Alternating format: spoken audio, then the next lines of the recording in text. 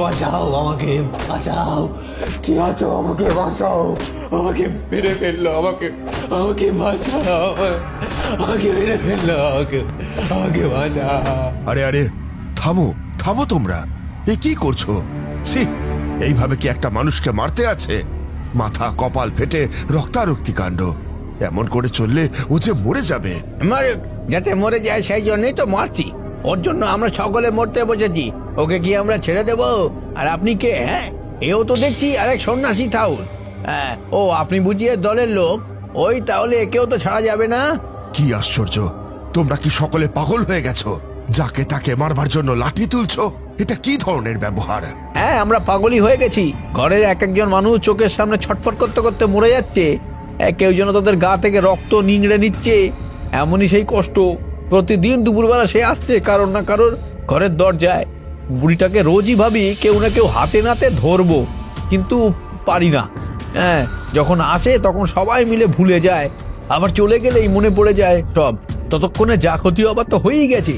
এই আমাদের সবার ঘরে মড়ক লেগেছে, যেন গায়ে রক্ত শুকিয়ে ফ্যাকাশে হয়ে গেছে মানুষগুলোর চামড়া। এ কি চোখে দেখা যায়? আপনি কোন? না, তা যায় না, কিন্তু এসব কি বলছো বলো তো?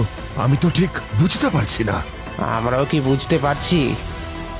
ভর দুপুরে বাড়ি সবার যখন খাওয়া দাওয়া হয়ে গেছে, পুরুষ মানুষেরা বিশ্রাম করছে বা কাজে বেরিয়েছে, তখন মেয়ে বউ মানুষেরা হাতের কাজ সারছে। আর তখনই হঠাৎ সদরে এসে হাঁক দেয় একটা বুড়ি। কে আছো? শুনছো গো? আমার বড় তেষ্টা পেয়েছে, একটু একটু জল দেবে আমায়? কে গো তুমি? কই, আগে তো কখনো দেখিনি তোমায়। আমি ভিন গ্রাম থেকে এসেছি। ও, তা কোনো দরকার আছে এখানে? তোমায় দেখে তো মনে হয় যোগিনী। সাদা কাপড়, সাদা পাথরের গয়না, মাথায় সাদা চুল, কোনো রঙের বাহার নেই। তুমি বুঝি সাধনা করো? সাধিকা মায়ের মতোই তো বেশ দেখছি। সাধনা? হ্যাঁ বাছা, সাধনা একটা হয়েছে, তবে তবে তা আমি করিনি। আমায় যে এখানে এনেছে সে করেছে, তাও আবার চোরা সাধনা। এসব তুমি কি বলছো? কে তোমায় এখানে এনেছে? আর সে কোথায় এখন? সেই গ্রামেই আছে।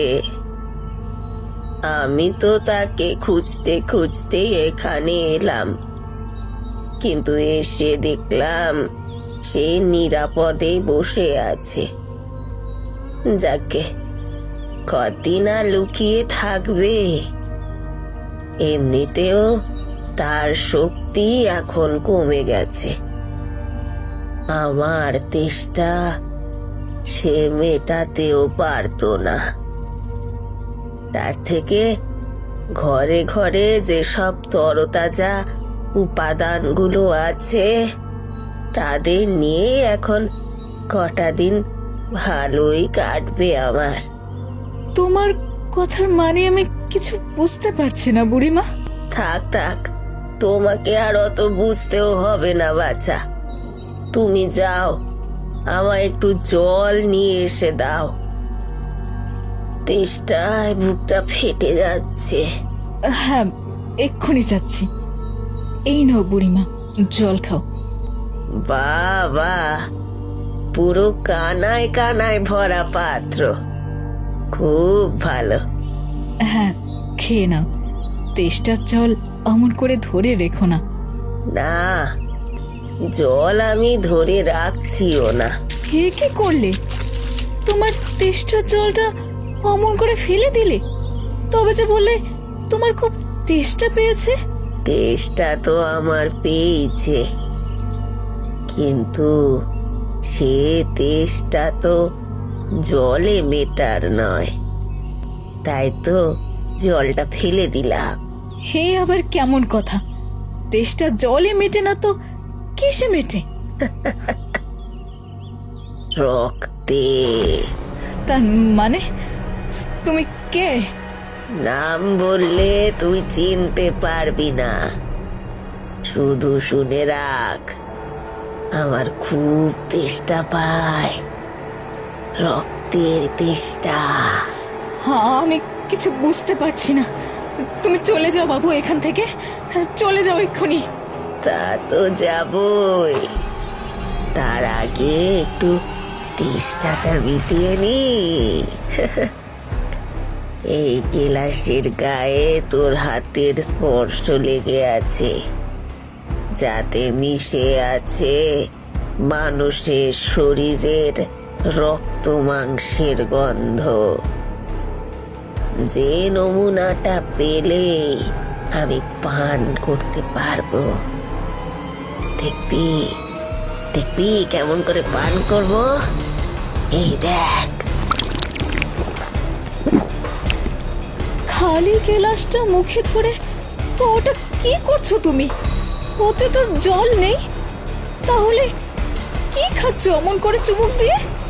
রক্ত। তুই বুঝতে পারছিস না? না না, থামো, আমার কষ্ট হচ্ছে, মনে হচ্ছে কে যেন আমার গায়ের রক্ত শুষে নিচ্ছে। ও, আমি সহ্য করতে পারছি না, থামো।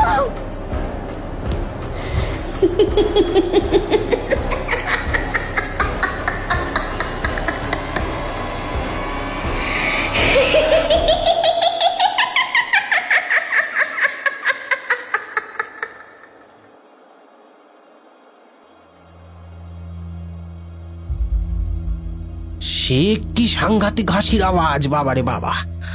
আওয়াজ শুনে আমরা কয়েকজন ছুটে গিয়ে দেখি রাঙা বৌঠান ঘরের চৌখাটের কাছে পড়ে ছটফট করছে। এ কি বৌঠান, কি কি হয়েছে কি তোমার? মুখটা তো সাদা দেখাচ্ছে কেন? ওরে বাবারে! হ্যাঁ গো দিদি, এই তো তোমার কি অসুখ করেছে নাকি? অসুখ কি জানি, তাই হয়তো করেছে। এক বুড়ি এসেছিল, তাকে জল দিলাম, আর তারপর তারপরে সে কি বলে? আমার আর কিছু মনে নেই। আমরা সবাই অবাক হলাম। কিন্তু বৌঠান যেহেতু আর কিছুই বলতে পারলে না, সেহেতু তাকে আর কিছু জিজ্ঞাসাও করা গেল না। মা বোনেরা ধরাধরি করে বৌঠানকে ঘরে রেখে এলেন। তবে তার অসুখটা কিন্তু কমলো না। কিরকম অসুখ? অসুখ বলতে সে যখন তখন বিছানার উপর পড়ে ছটফট করে, দেখতে দেখতে চোখের তলায় কালি পড়লো, পেকাটির মতো রোগা হলো, আর সারা গা হয়ে গেল ভেদে ভেদে সাদা, রক্ত নাই। এমনই চলতে চলতে তেরাত্তি পেরোলো না, সে চোখ বুঝলো। আর তার জন্য শোক করতে না করতেই হরিমতি বিছানা নিল। তার স্বামী থাকে শহরে, কচি কচি ছেলে মেয়ে নিয়ে সে একলায় থাকে এখানে। তারও এই একই দশা হলো। মধু ঠাকুরপো যখন চিঠি পেয়ে এলো, তখন সব শেষ হয়ে গেছে। শেষ আর হলো কই বিধু দিদি? সেই একই ধারা তো চলছে, একে একে গ্রামের সব ঘরে অশৌচ হয়েছে। সে কি কথা? এমন হচ্ছে কি করে? ওই যে বুড়িটা যে বাড়িতে আসছে জল চাইতে, সেই বাড়িতেই অঘটন ঘটেছে। সবচেয়ে আশ্চর্যের কথা, সে এসে চাইলে জল না দিয়েও পারে না, দেওয়ার পরেই ওই যা বলছি। শুধু বাড়ির মহিলারাই এই ভোগান্তির শিকার হচ্ছেন, নাকি আরো অনেকেই অসুখে পড়ছেন? আগে সবাই। এই দেখুন না, আমরাও কি কেউ সুস্থ আছি? তাই তো দেখছি, সকলেই রক্তাল্পতায় ভুগছেন মনে হচ্ছে। আগে আমরা দাঁড়াতে পারছি না, এত দুর্বল। আয়, হ্যাঁ, নেহাত প্রাণের দায়, সকলে একজোটে লাঠিজোটা নিয়ে ঘরের বাইরে বেরিয়েছিল। হ্যাঁ, এই মহা আপদ পাপটাকে ঠেঙিয়ে বিদায় করব বলেই সে এক ঘা বসিয়ে দিল সেই মৃতপ্রায় মানুষটার উপর। তার দেখা দেখি আরো অনেকে লাঠি উঁচিয়ে মারতে এলো। আমাকে মেরো না। আমি একা মানুষ, মানুষটা আঘাতের চোটে কাতরে উঠছে। আমি মারমুখী গ্রামবাসীদের কোনো মতে ঠেকাবার চেষ্টা করে বললাম, আরে আপনারা শান্ত হন, ওকে মেরে মেরে মেরে ফেললেই কি আপনাদের সব বিপদ কেটে যাবে? এ যদি সব নষ্টের মূল হয়েও থাকে, তাহলে তো এ মরে গেলেও আপনাদের কোনোই সুরাহা হবে না। কেন আপনি কথা বলছেন কেন? বলছি কারণ আমি বুঝতে পারছি। একটু ঠান্ডা মাথায় ভাবলে আপনারাও বুঝতে পারতেন যে এ এখন অসহায়। এমন একটা কিছু অপশক্তি আপনাদের বিপদের কারণ, যে শক্তির ভয়াল প্রভাব এর উপরেও পড়েছে। শুধু এ মৃতপ্রায় হয়ে পড়ে আছে, এখনো মরেনি, আপনাদের ঘরের লোকজনদের মতোই। তাই আগে আসল বিপদের মূলটা খুঁজে তাকে উৎপাটিত করতে হবে, তা না হলে সবার সমূহ সর্বনাশ। আমরা এত ভারী ভারী কথা শুনতে চাই না। এ এক ভেগধারী হতে পারে, আপনিও আর এক ছত্রবেশধারী। হ্যাঁ, আমাদের বোকা পেয়ে যা খুশি তাই বুঝিয়ে দলের লোককে বাঁচিয়ে নিয়ে চলে যেতে এসেছেন, তাই না? ঠিক বলেছ, এনারা চলে যাবেন আর আমরা চিরজন্ম ধরে দগ্ধ হয়ে মরবো। তাই তো এই অকাল কুষ্মাণ্ডটা তো একটু আগে সেই কথাই বলছিল যে আমাদের দুর্ভোগ নাকি কোনোদিনও কাটবে না। কি যেন একটা নাম বলছিল না, শঙ্খিনী না রঙ্কিনী, কি যেন নাম? এই কথাটা শুনে আমার চেতনা সজাগ হলো। দারুণ আগ্রহে আমি একজনকে জিজ্ঞাসা করলাম, কি বললে তুমি? শঙ্খিনী? হ্যাঁ, ওই নাম, এ বলেছে এই নাম। আমি এবার সেই মুমূর্ষ লোকটার মুখের উপর ঝুঁকে পড়ে ব্যস্ত হয়ে বললাম, তোমার পরিচয়টা কি বলো তো? আর এই শঙ্খিনীর কথা কি বলছো তুমি এদের? আমার নাম কালী প্রসন্ন। আমি এক সিদ্ধতান্ত্রিকের পদসেবক ছিলাম। গুরুর নাম বলবো না, কারণ আমি তার কাছে অপরাধী। তার নাম মুখে আনার যোগ্যতা আমি হারিয়ে ফেলেছি। তবে এই গ্রামের পরে দুটো গ্রাম ছাড়িয়ে নদীর ধারে জঙ্গলে কাঠের কুটির বানিয়ে আমার গুরুদেব বাস করছেন। তখন কি এক সাধনা করছেন তিনি। একদিন গভীর রাতে আমি ঘুমের ঘরে শুনি আমার গুরুদেব কাঁদতে কাঁদতে বলছেন, হে ত্রিগুণাত্রিতা পরোয়া প্রকৃতি, আমি যদি সাধনা বলে তোমায় তুষ্ট করে থাকি, তবে তবে তুমি আমায় দেখা দাও, তুমি আমায় দেখা দাও। এই অবধি শুনে আমি নিঃশব্দে বিছানার উপরে উঠে বসলাম। দেখলাম গুরু এই গভীর রাতে কুটিরের দরজা খুলে সামনে মুখ করে পদ্মাসনে বসে আছেন। সামনে একটা প্রদীপ জ্বলছে। আমি যে কখন তার পিছনে গিয়ে দাঁড়িয়েছি তিনি সেটা বুঝতে পারেননি।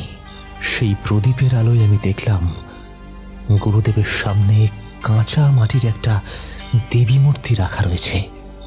কেবল তার দুই হাতের মাঝে ধরা রয়েছে একটা শ্বেত শুভ্র শাঁখ, আর সেই শাঁখটাই যেন আয়তনে বড় হতে লাগলো।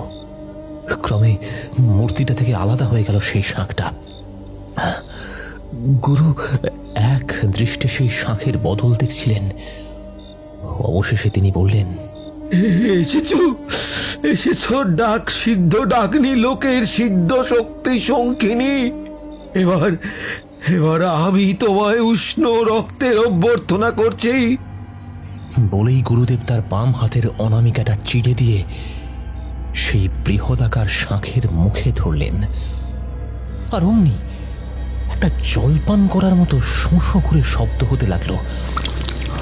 আমি তো আতঙ্কে আর থাকতে পারলাম না। গুরুদেব, আপনি এটা কি করছেন? কে তুই? না ঘুমিয়ে গোপনে আমার প্রক্রিয়াকরণ দেখলি?